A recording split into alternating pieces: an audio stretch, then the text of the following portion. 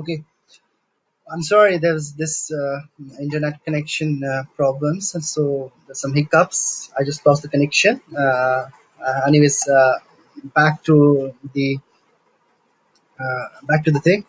So yeah, so in the subcontinent, what was very interesting is that what I was laying the assertion was it was the Muslim League who proposed the idea of partition, who proposed the idea of two nation theory, whereby Jinnah advocated for two nation theory. Iqbal, who was the poet philosopher who advocated two nation theory, and Jinnah went to the extent to justify two nation theory based on these grounds. He said, which I quote, Islam and Hinduism, while not religion in strict sense of the word, but are in fact different and distinct social orders. And it's a dream that the Muslim Hindus and Muslims can ever evolve a common nationality. And this misconception of one India and one Indian nation has gone far beyond the limits. That was on the partition theory. So based on partition plan, which was later 1947, it was said that uh, the Muslim majority states will go to the Pakistan, and the Hindu majority states will go to the India, because India, as we see right now, India, as we see, it was not a map. India didn't exist as a polity as we see right now in the map.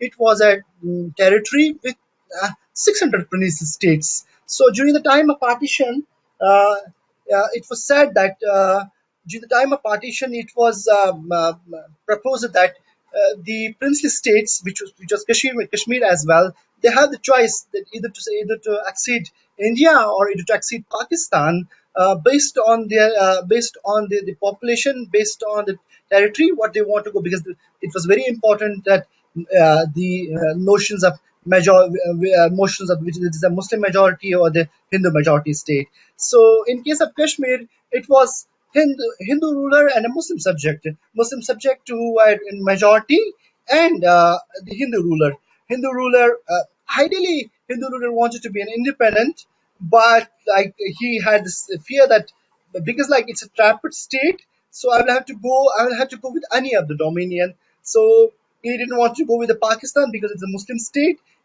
He didn't want to go with India. But in 1947, there was this rebellion against Maharaja, which was started in Punch against the atrocities of Maharaja. Subsequently, the Punchi people, Punch is a territory in Kashmir. So the Punchi people were joined by the tribals from Pakistan as well. Maharaja was left with no choice. He rushed to India. So what happened is that subsequently that India sent its army to Kashmir to preserve the Maharaja's interest in Kashmir. So what began a war between India and Pakistan, in which what we see is modern day Pakistan administrated Kashmir, which is called also Azad Kashmir. And then we see the dominion which is with India. It's Kashmir, Ladakh, and Jammu remained with India. In 1948, it was India who took this matter to the UNO, whereby UN passed its resolutions on Kashmir. UN passed resolution number 47 on 21st April 1947. UN also sent its mission. Its mission to the people to Kashmir as well. It was actually Indian Prime Minister who took this issue to the UNO as well. So the UN categorically said that this is the case of plebiscite, this is the case of right to self-determination, and claimed that people of Kashmir should be given choice whether they want to be the part of the dominion of India or whether they want to be part of Pakistan. The Indian position was that the Indian position, which was that yes, we will hold plebiscite, and that's what India promised in UNO. That's what Prime Minister Jawaharlal Nehru said, that yes, we will hold plebiscite and we will give them right to self-determination. If you see instrument of accession, which was signed by Maharaja with India, it was. An accession which was it was a document which was said Maharaja said, yes, I will accede to India, but based on these parameters. That was, you will preserve my external security, you will preserve my defense, you will preserve my communication, and that's it. Nothing beyond that. What is very interesting in Kashmir, in case here, that Maharaja uh, only acceded on these three terms, uh, and, and and subsequently, that's what India argued as well during the initial years, that it's on these parameters that the accession happened. Having said that, it was Nehru in the parliament that will give Kashmir right to self-determination, will give Kashmir's plebiscite. This didn't happen. So what happened later is that article, because of this instrument of accession, Article 306 came into being, which became Article 370 of the Indian Constitution, which gave kind of an autonomy of the autonomy to Kashmir, to legislate its own constitution within the dominion of India. Um, so yeah, within Dominion of India to have it. But subsequently, this provision was eroded continuously. Article 370 was eroded continuously by various regimes in India. So what exactly is Article 70? Article 17, as I read out to you, is that um, uh, it including the constitution in the constitution in the constitution of India in October 17, 1949, article 370 exempts JNK from the Indian Constitution, except Article 1 and Article 370 itself, and permits the state to draft its own constitution.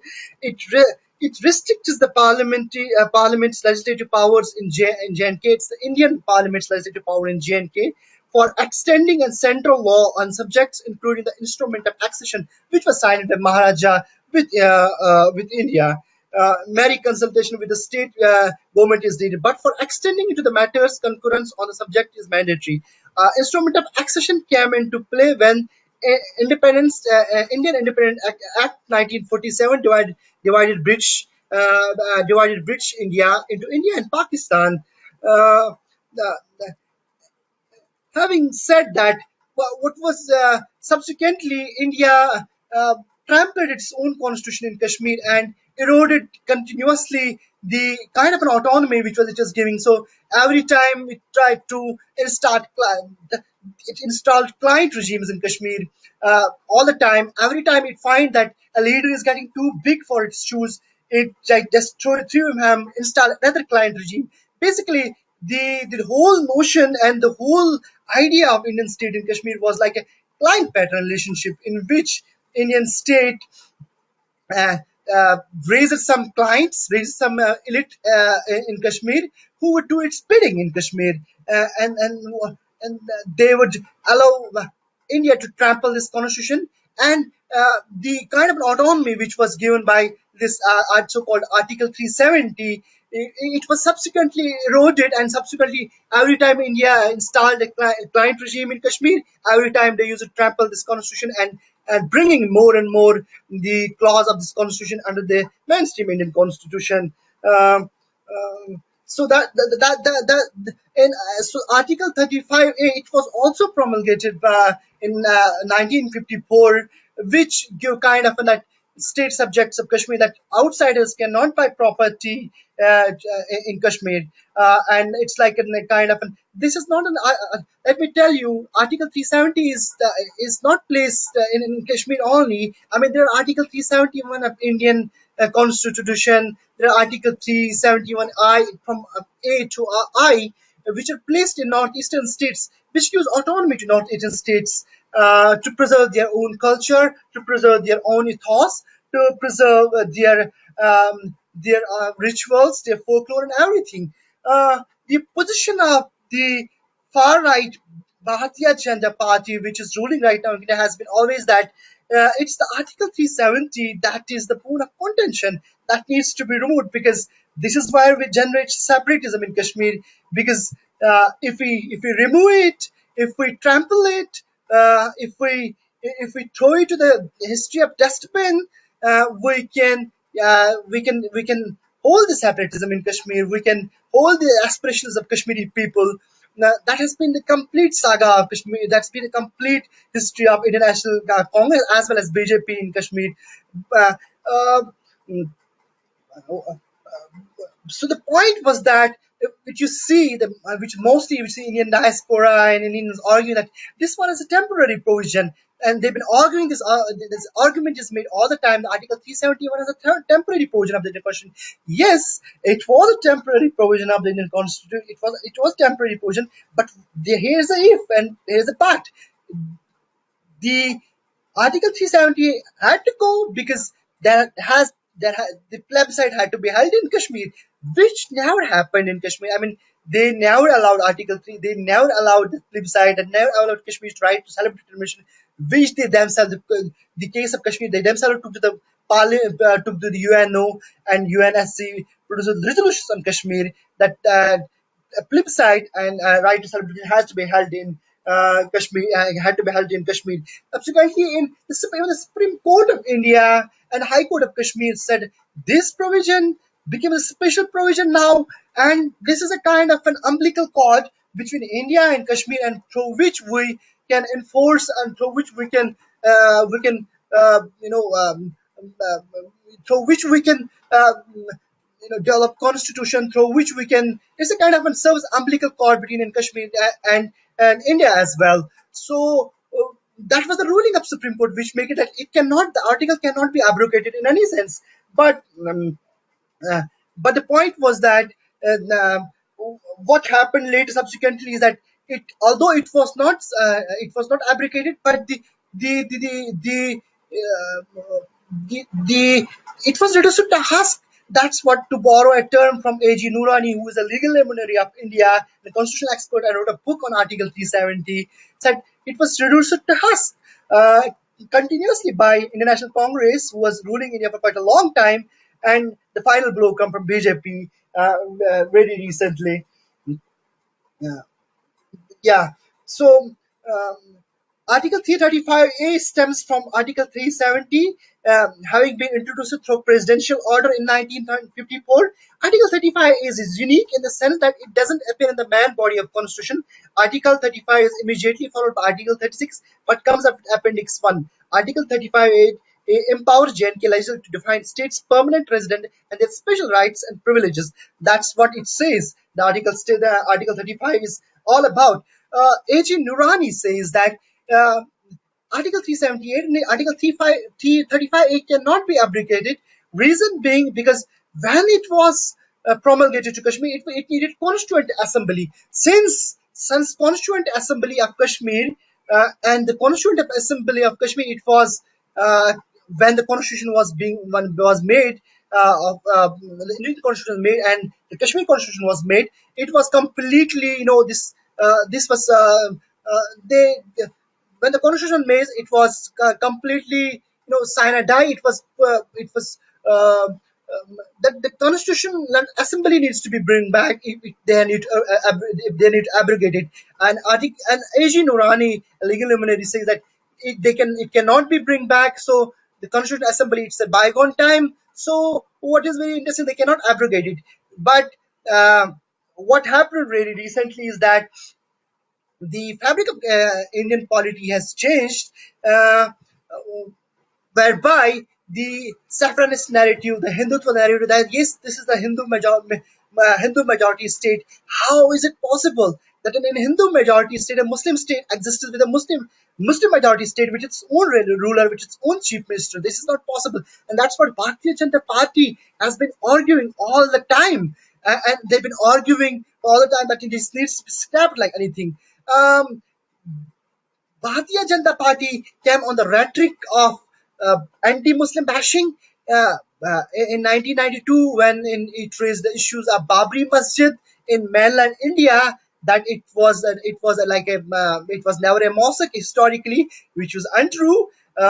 It was always a Hindu temple. It was always a place where God, Hindu God Rama was incarcerated and all that. So it was Bharatiya Janata Party based on this way of Hindu majority narrative. they started their wave, and subsequently we are in 2014 when they won a landslide victory based on anti-Muslim rhetoric, that it's the Muslim that is they are growing exponentially in Kashmir. They are growing exponentially in mainland India as well. It's the Muslim that's the enemy. It's the Muslim that needs to go. It's the Muslim that we need to undo and all that. I mean, that has been the position of Bharatiya Janata Party based on anti-Muslim rhetoric. Bharatiya Janata Party came in 2014, and it was in 2019 whereby Bharatiya Janata Party, yeah, not only politicized but securitized Kashmir issue, that this is the root cause of separatism. This Article 370 is the root cause of separatism. If we come to the power, we trample it. If we come to the power, we remove Article 35A as well. And based on sheer propaganda, sheer control they have on media, Indian mainstream media as right now, they are on social media right now. They came on in 2019 with another land, June 2019 with another landslide victory, and the, they in 2000 and what happened later is that you see right now is that they promulgated this in Parliament, that this constitution, this article needs to go. And what will follow subsequently in Kashmir um, is that they is the bogey of investment will come in. There's a narrative all the time. It has been built that development doesn't come to Kashmir. Development doesn't come to Kashmir. It's because of Article 370. Fact of the matter is that Indian state made this state, the Kashmir state, at kind of a dependency trap whereby the whole economy of the Kashmir will be depend on an Indian state. If we see the trade ratio between Indian state in the early 20th century, it was 7 is to 1, 7 from the Kashmir side and 1 for the Indian. This subsequent trade ratio was 3 is to 1 from the 3 is to 7, 7 to the Kashmir and 7 to the India and 3 to the Kashmir. So this dependency strong was deliberately pushed for the occupational apparatus which is right now in place. So I mean that has been problem. That's completely a farce that on part of BJP, the developmental agenda and all that. What it actually aspires is demographic change. It wants to change Muslim majority state in a Muslim minority state. It wants kind of an Israeli settlement patterns, whereby it wants to let it go. It wants the whole issue to put the back, and that has been the policy through and through this Bharatiya Janata Party all the time. And this is what they believe under the garb of that developmental agenda that is gonna come, and that will follow, which is a complete farce. What I would say is that uh, uh, the one is the Muslim anti-Muslim narrative that has been played right now, and subsequently the the populist image of the Modi, that he uses anti-Muslim bashing for the electoral purposes in Kashmir, electoral purpose in mainland India, and its election is following, and these bogies and completely populist tactics he uses all the time there. And talking about the geopolitical dimension, that is this the Afghanistan conundrum and Afghan war with Taliban is that's about to the deal is that's what Zalmay Khalilzad say that that's what Zalmay Khalilzad says that the deal is about to be signed, and the regional security paradigm which is right now um, changing, and Indian response to this, whereby it they had a war in Pakistan, wanted to engage India in Pakistan by different channels, which is soft power diplomacy and all that, which is it was trying, which is tried all the time to keep engaged India in Pakistan, in Balochistan, and Afghanistan. So India is not getting a fair deal. So only way to respond that what is for the attention which is with Pakistani attention that is going to divert after the Afghan war is going, which is going to finish in coming time, is the only way India believes that this territory that needs not only integration, it needs assimilation. Basically, it's the Muslim character. Basically, it's the Muslim identity that's the problem. That needs to be trampled. Basically, we need to assimilate them, change their culture, change them everything, so they become a minority in their own territory, and we will assimilate them completely. Um, that has been the narrative. And if you see the National Security Advisor of India, that's called Ajit Doval, is a big time Islamophobe.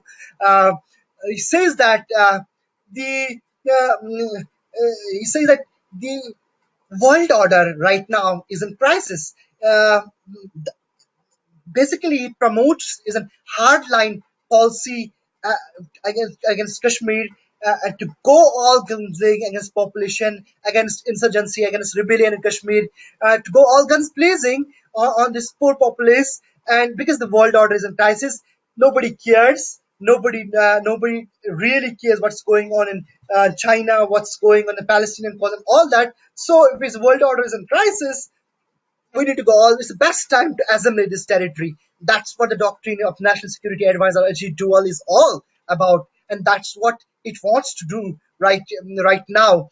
Uh, Another interesting assertion I want to bring in is that in the whole scheme of things is that Indian state has been time and again this pro-Indian mainstream leaders, so-called leaders who claim to represent sentiments had never actually represent sentiments of Kashmir. They were instrumental in tampering and eroding the autonomy of the Kashmir, talking about the son of Sheikh Abdullah, who Sheikh Abdullah was the guy who, when there was a plebiscite movement, who signed 1975 accord with Indira Gandhi, and finished this issue in a go. That this is no more a right to celebration movement, and we are kind of that this is the moment for autonomy of the state. This is the moment that this is the moment. That's it. And subsequently, India, the policy of India has been um, false democracy, false electoral democracy in Kashmir that has been placed. That this is the we are the largest democracy, and this is a democracy which is in place in Kashmir, which is not so. The history of India and Kashmir has been constant manipulation, rigging. It relied on strong men in Kashmir to manufacture consent in its favor, to manufacture consent to to completely put the lab for the what is the majority narrative of the Kashmir, that is right to self-determination. They want to decide their own future, and that the client regimes, the people who survive on the perks on the of India, deliberately India push the narrative of corruption in Kashmir all the time. They did corruption like anything in Kashmir, to further their narrative in Kashmir, to further their interest in Kashmir by raising these client regimes. That has been the history all the time. In 1987, there was again rigging when Muslim United Front MAF came with the narrative to preserve the Muslim interests again, to come for the right to self-determination narrative again. Then that led to the insurgency movement, India, in 1987, and that was again trampled all guns blazing by India, like anything with counter-insurgency movement in India. The history of in Kashmir has been humongous human rights violation at the hand of the state. Thousands have been enforced defense disappeared. Like you cannot find them. You don't know their whereabouts. You don't know whether they're alive or not. Hundreds and thousands have been raped. Hundreds and the mass graves. Like in a grave, you will see in some Kashmir like 20, 10, 20 people. You will say mass graves. You don't know who are they in the graves. That's been a humongous human rights violation that India committed all the time to manufacture its consent in Kashmir. Uh, right now, what is very interesting that by this abrogation of this article, so-called Article 370 and Article 35A, apart from the bringing demographic change, it wants the old client regimes which were fed on the corruption. It wants new people to run its narrative in Kashmir. So it wants new faces, and it wants new fresh energy. For that, it wants the people who can do its bidding, and the people who have left jobs, and the people who wants to do its bidding, and tamper and say that, see, I mean, this is the Indians, this Article 370 was removed, abrogated, and you see this narrative of this has been changed. The states, the state stats of Kashmir has been changed, and uh, it has been made union territory. The new people, new faces who will do India's bidding in Kashmir will say that let's bring back let's bring back state stats to Kashmir. That's been a false promise all the time. I mean, the Kashmiris right now. I mean, the narrative of Kashmir, the grand narrative of the Kashmir, is right to self-determination. I mean, we've been always advocating for that.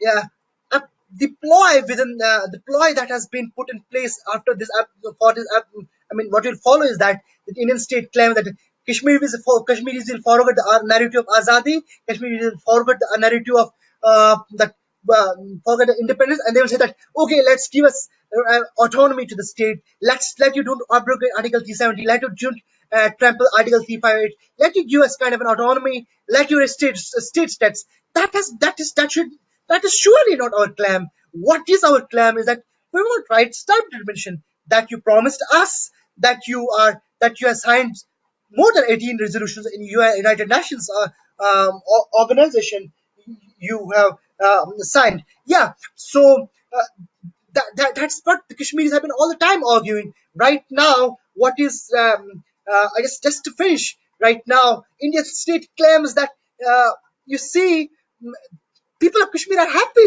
by removing this article.